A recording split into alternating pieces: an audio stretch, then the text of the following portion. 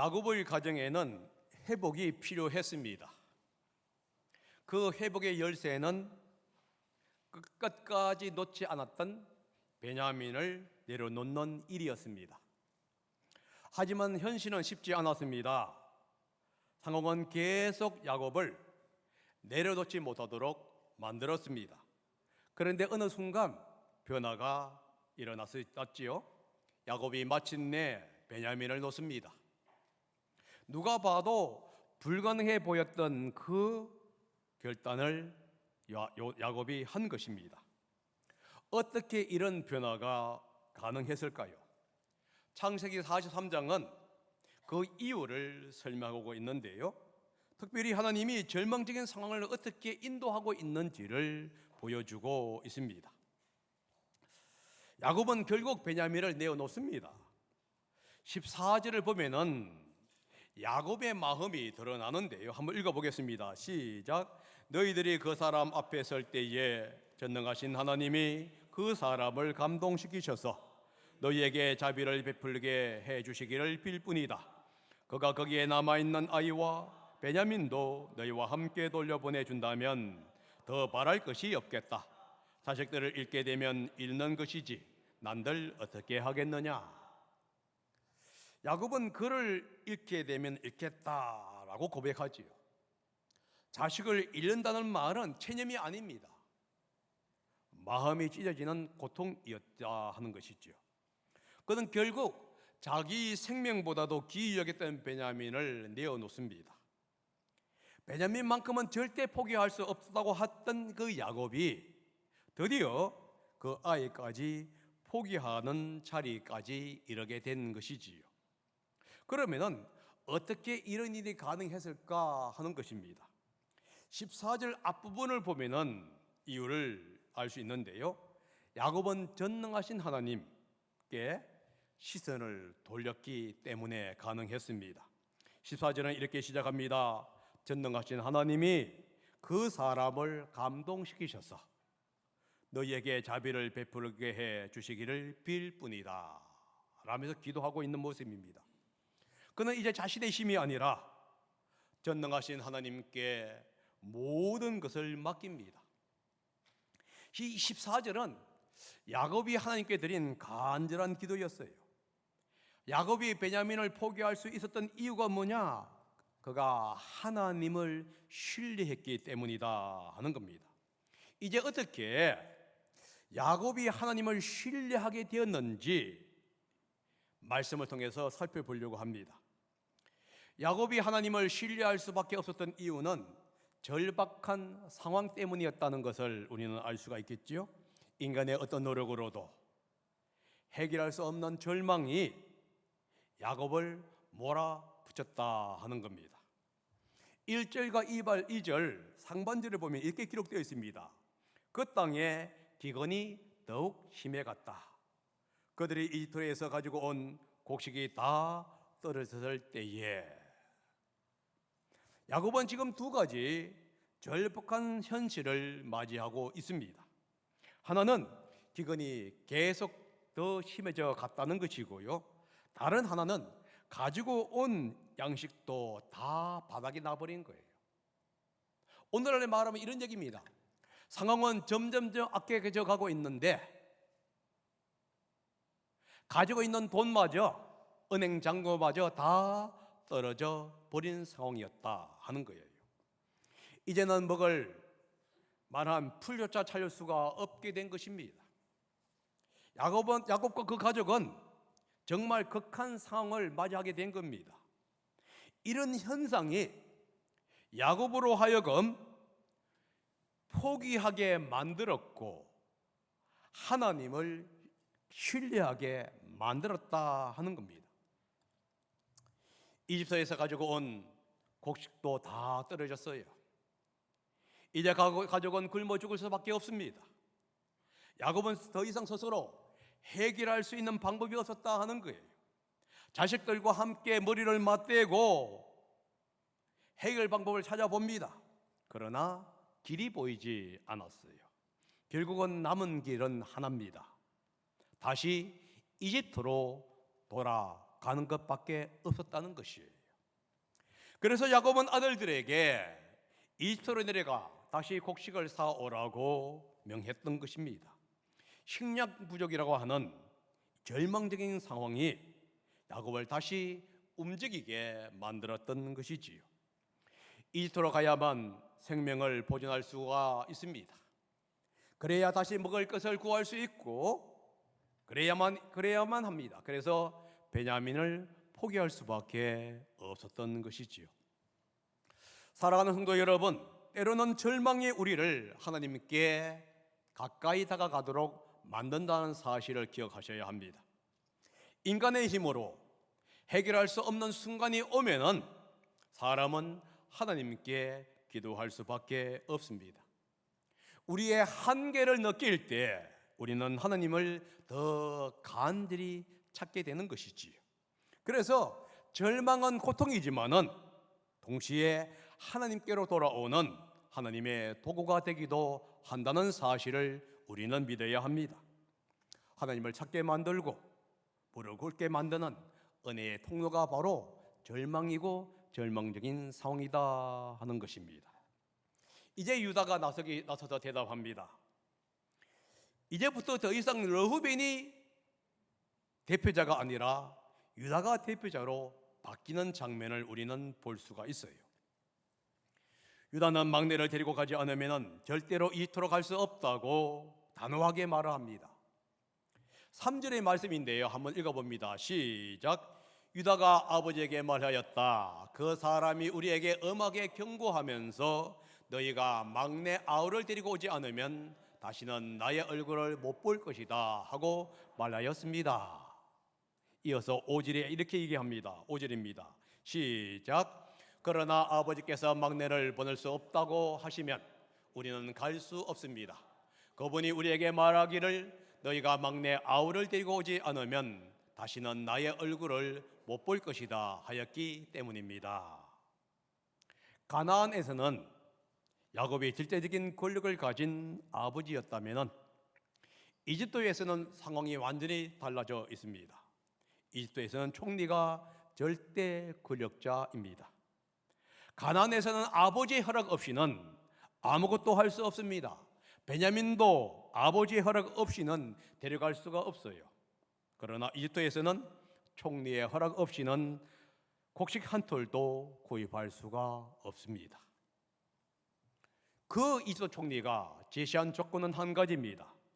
막내 베냐민을 데리고 와야 한다 하는 것이지요.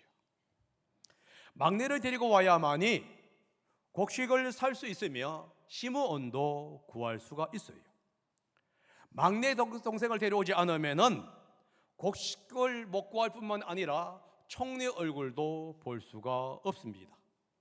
유일한 길은 막내 동생 베냐민을 데리고 가는 길밖에 없다는 것이지요. 그래서 유다는 이렇게 얘기합니다. 베냐민 없이 우리는 아무것도 할 수 없습니다 라고 대답을 한 것이에요. 그리고 유다는 아버지에게 막내를 데려가게 해달라고 간청합니다. 유다는 이렇게 말합니다. 막내를 데리고 가야 우리 3대가 살 수가 있습니다. 아버지 야곱이 살 수 있고 우리 형제들이 살 수 있고 우리 형제들의 자식들도 살 수 있습니다.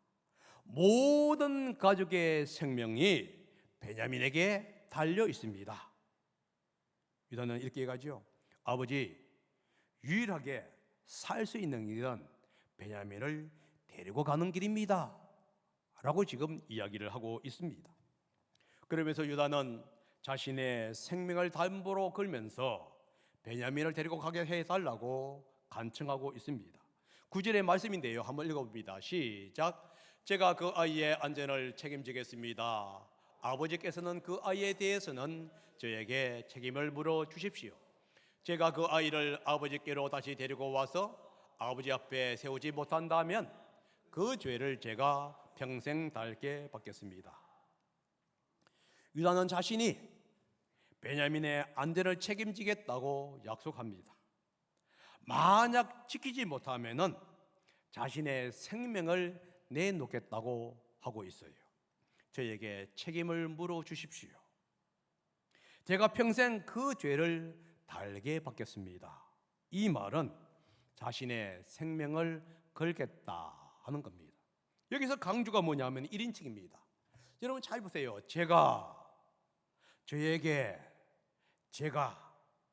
유다는 3번이나 한글에서 3번이나 자신이 책임지겠다고 말을 하고 있습니다. 이 유다의 약속은 르우벤의 약속과 다릅니다.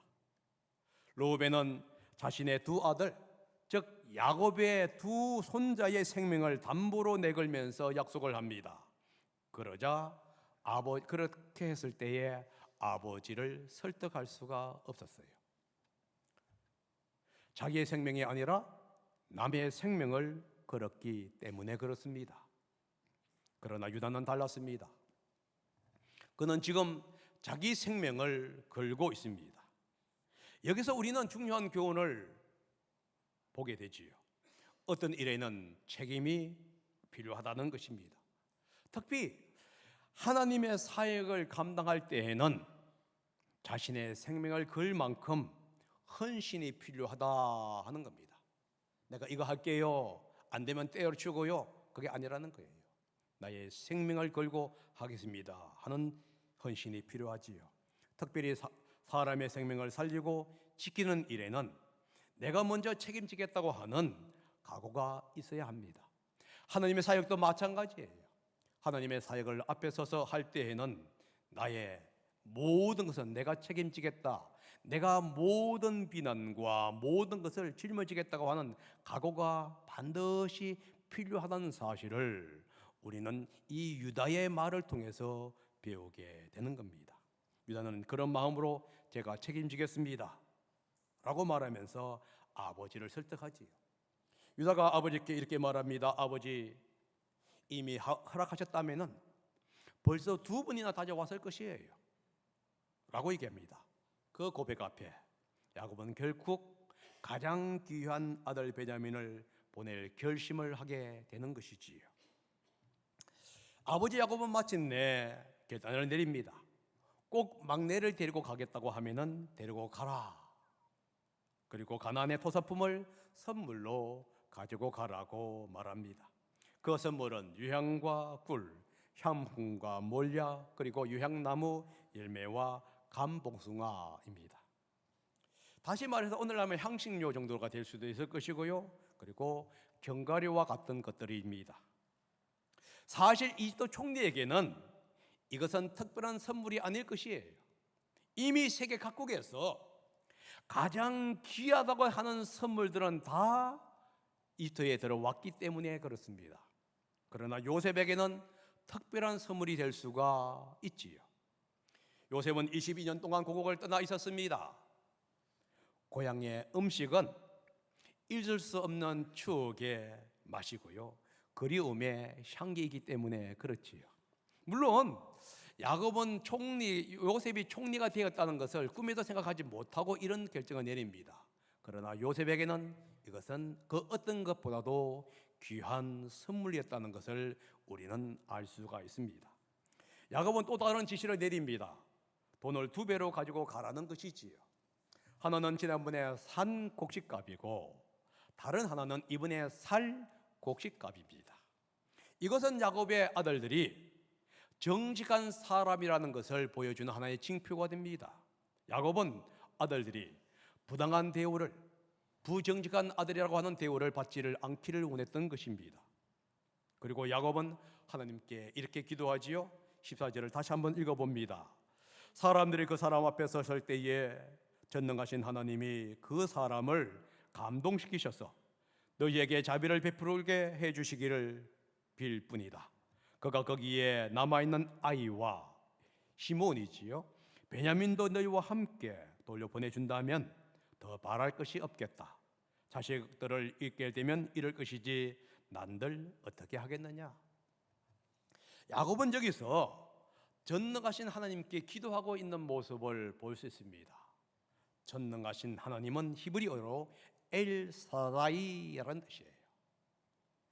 엘사다이는 어떤 하나님이냐 하면요, 복을 주시고 약속을 지키며 자신을 드러내시는 하나님이라는 뜻입니다. 다른 말로 말하게 되면요, 엘로힘 하나님과 야훼 하나님을 합쳐진 이름이 뭐냐? 엘사다이 하나님이에요.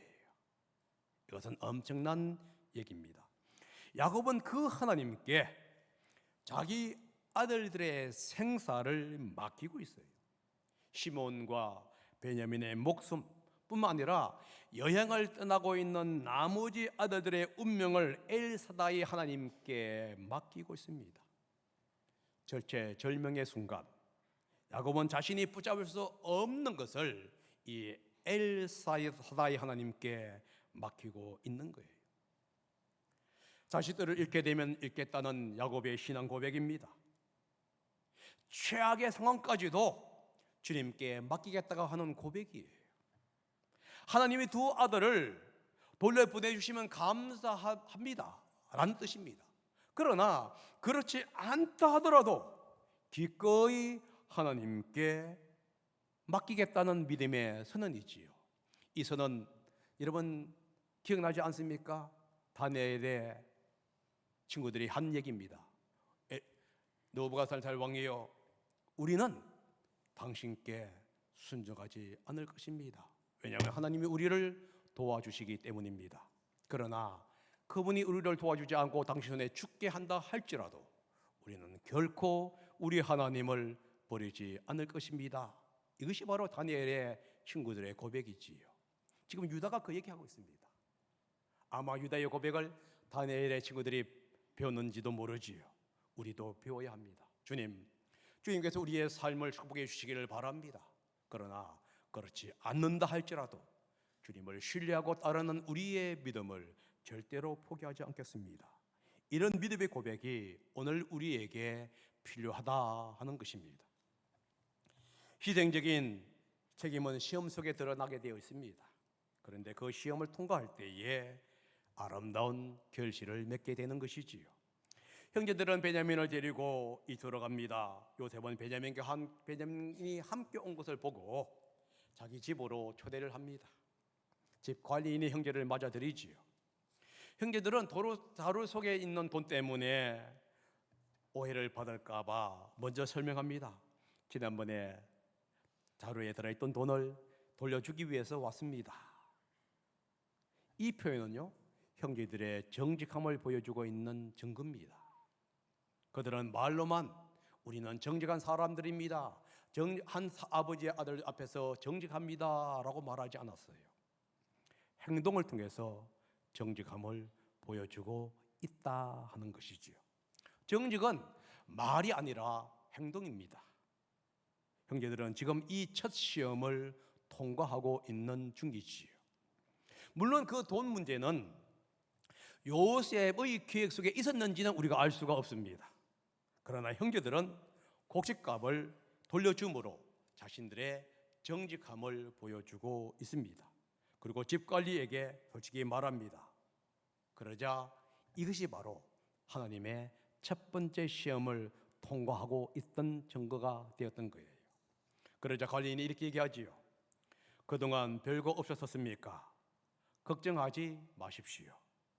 댁들이 돌보시는 하나님, 댁들의 조상을 돌보신 그 하나님이 그 자루에 보물을 넣어주신 것입니다. 나는 댁들이 낸 돈을 받았습니다. 관리는 그 돈을 하나님이 넣어주신 복이라고 얘기를 하고 있어요. 하나님은 형제들의 정직함을 보았습니다. 그래서 그 정직함을 기뻐하시면서 은혜를 갚아주셨다라고 지금 관리인이 대답하고 있는 장면이지요. 관리인은 이렇게 얘기합니다. 하나님을 가리켜서 돌보시는 하나님, 조상을 돌보시는 하나님. 여러분, 이 관리인이 누굽니까? 이스인이에요. 그런데 이스인이 뭐라 하냐면 하나님을 가리켜서 돌보시는 하나님, 조상을 돌보시는 하나님이라고 표현합니다. 사람이 정직하게 되면은 하나님께 영광을 돌리게 돼요. 하나님은 돌보시는 하나님입니다. 자기 백성을 돌보시고 필요한 것을 채워주시는 하나님이에요.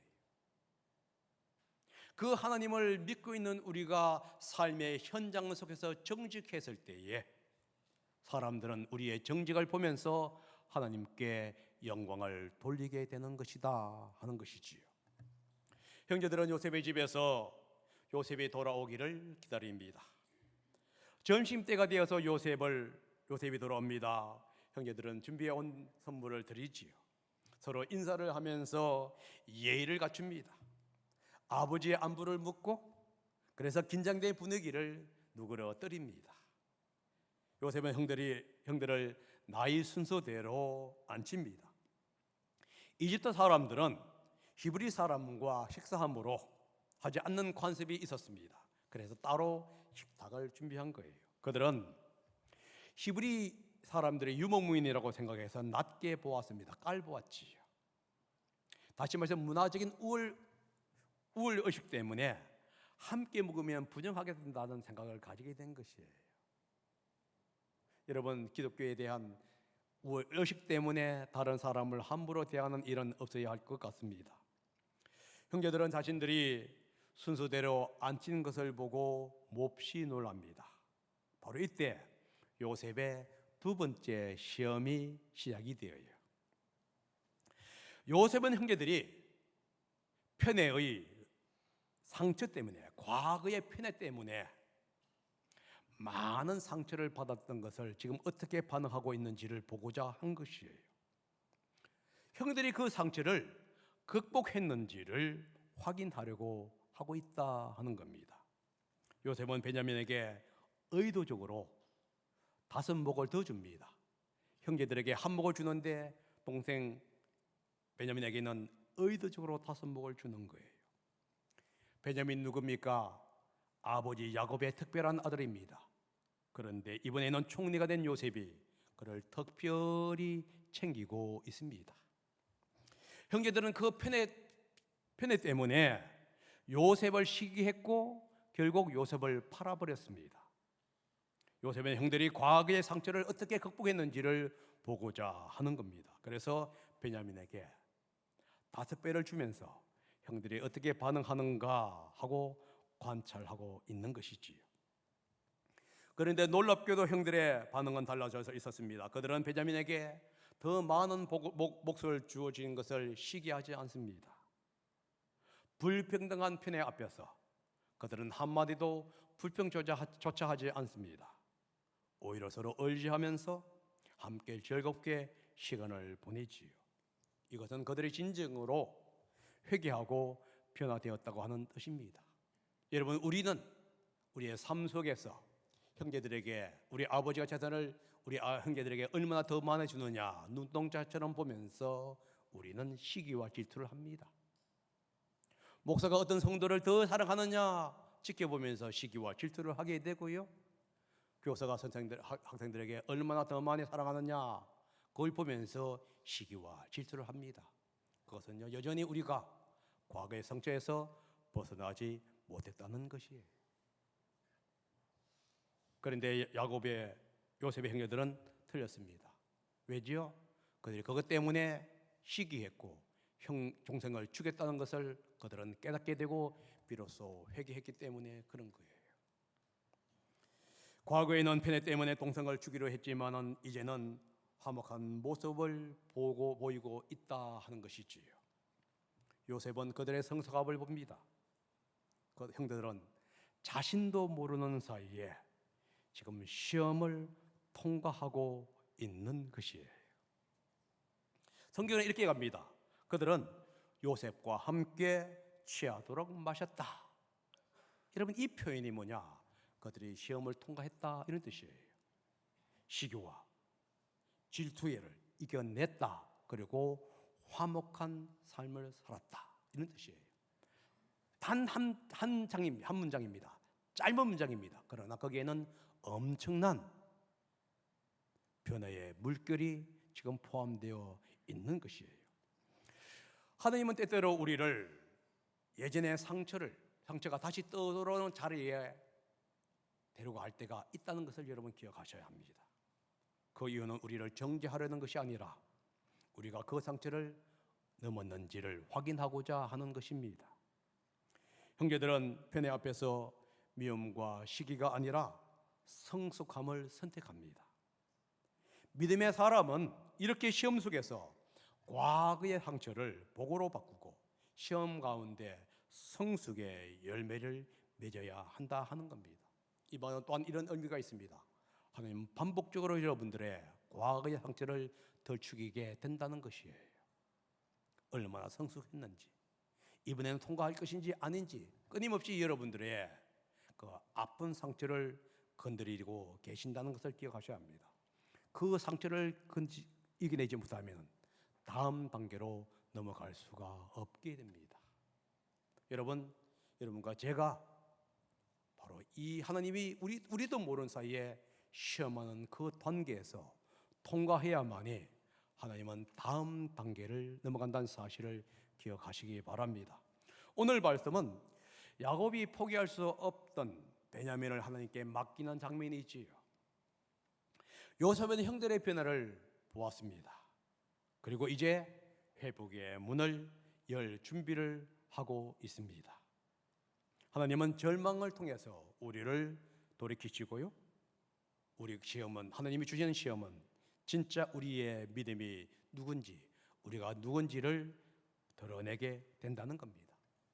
이번 주에 내가 절대 노력하지 않으려고 했던 한 가지가 무엇인지를 생각하시고 엘사다이 하나님께 맡기시기 바랍니다. 이렇게 기도해 보는 것도 좋을 것 같아요. 전능하신 하나님, 이 문제를, 내가 붙들고 있는 이 문제를 주님께 놓습니다. 해결의 방법도, 해결의 결과도, 해결의 시간도 다 주님께 맡깁니다. 하나님은 야곱의 가정을 책임져 주셨습니다. 마찬가지로 오늘 우리의 절박한 상황 속에 개입하시고 우리의 문제를 해결하시기를 원하십니다.